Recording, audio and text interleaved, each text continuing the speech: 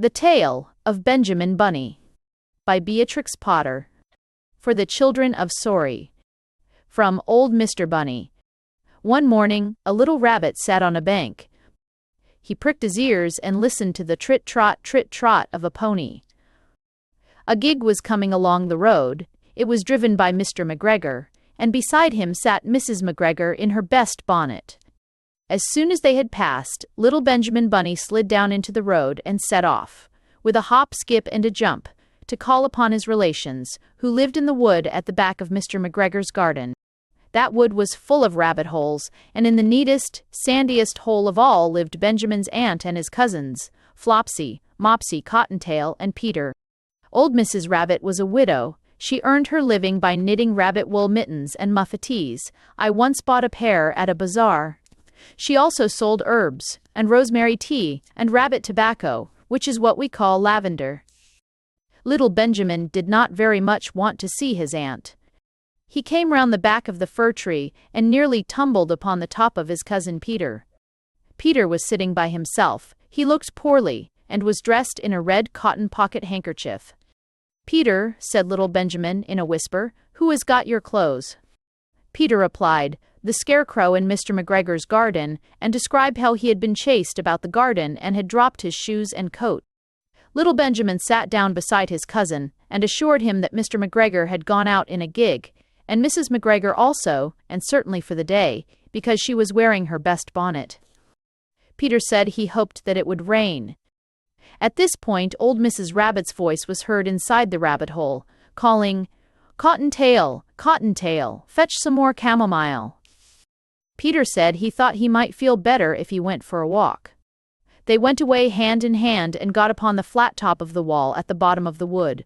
From here they looked down into Mr. McGregor's garden.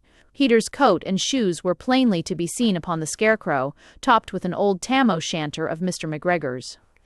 Little Benjamin said, "It spoils people's clothes to squeeze under a gate. The proper way to get in is to climb down a pear tree."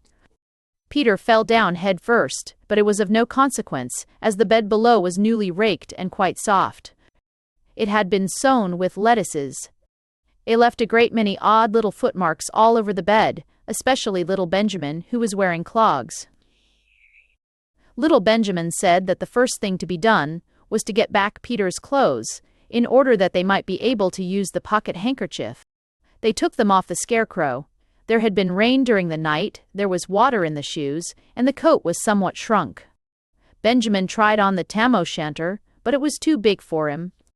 Then he suggested that they should fill the pocket handkerchief with onions, as a little present for his aunt. Peter did not seem to be enjoying himself. He kept hearing noises. Benjamin, on the contrary, was perfectly at home and ate a lettuce leaf. He said that he was in the habit of coming to the garden with his father to get lettuces for their Sunday dinner.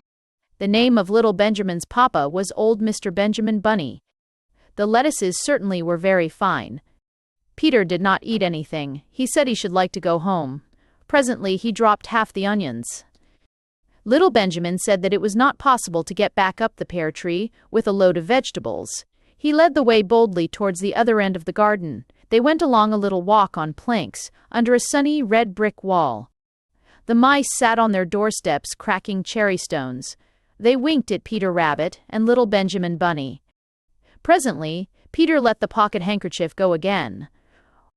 They got amongst flower pots and frames and tubs. Peter heard noises worse than ever. His eyes were as big as lollipops. He was a step or two in front of his cousin when he suddenly stopped. This is what those little rabbits saw round that corner. Little Benjamin took one look, and then in half a minute less than no time, he hid himself and Peter and the onions underneath a large basket. The cat got up and stretched herself, and came and sniffed at the basket. Perhaps she liked the smell of onions. Anyway, she sat down upon the top of the basket. She sat there for 5 hours.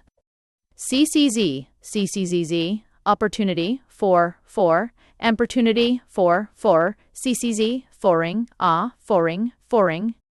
I cannot draw you a picture of Peter and Benjamin underneath the basket, because it was quite dark, and because the smell of onions was fearful. It made Peter Rabbit and little Benjamin cry.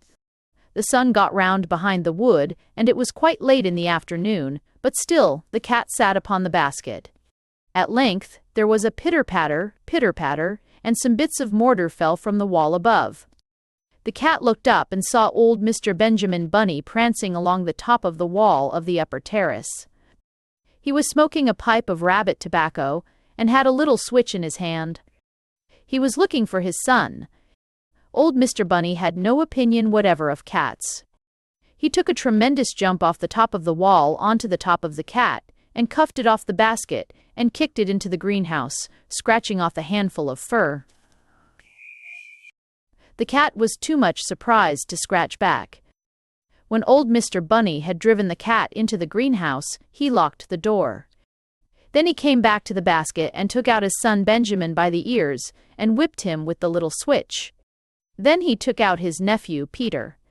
Then he took out the handkerchief of onions and marched out of the garden. When Mr. McGregor returned about half an hour later, he observed several things which perplexed him. Also, he discovered meste in T or distributed into D. It looked as though some person had been walking all over the garden in a pair of clogs, only the footmarks were too ridiculously little. Also, he could not understand how the cat could have managed to shut herself up inside the greenhouse, locking the door upon the outside.